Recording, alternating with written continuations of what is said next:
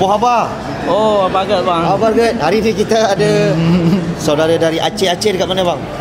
Aceh Aceh Utara. Aceh Utara.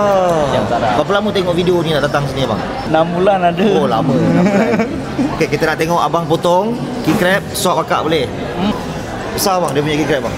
Oh, besar bang. Besar bang Oh. Tu. Mantap ya. Mantap bang. Kalau dalam bahasa Aceh cakap ketam besar apa? Bing. Oh, bing lagi. Okey bang, keluarkan semua bang. Keluar. Suap akak. Bismillah. Adik ni. Oh adik. Ya. Kita tengoklah dia suap akak dia lah. Jom kita tengok akak dari Aceh makan. Macam mana kak? Bangat dah. Sedap banget tak? Bangat dah. Okey kak, boleh tak tolong cakap dalam bahasa Aceh? Panggil semua kawan-kawan yang ada dekat Aceh tu.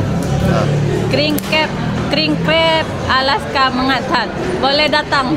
Boleh datang. Sedap. Baik kak, terima kasih. Teman-teman yang nama Paman, Lagi. Bos Bal suruh datang bang. Suruh datang. Boleh lambai sikit dorang Ya. Baik bang, terima kasih banyak Okey. Dari Kerajaan Aceh. Terima kasih banyak.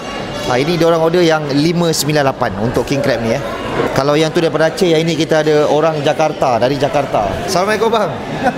Jakarta di mana bang?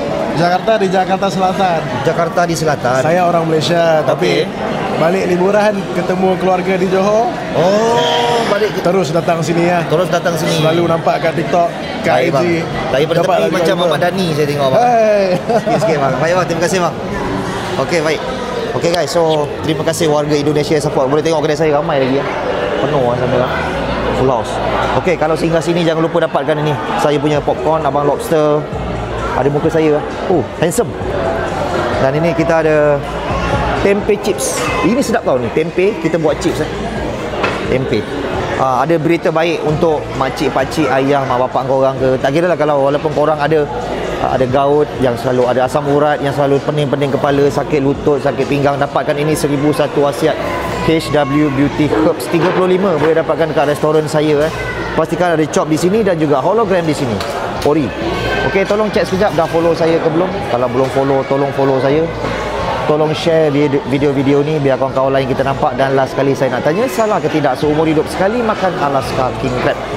Kalau salah, komen salah. Kalau tak salah, komen tak salah. Semangat, Dad!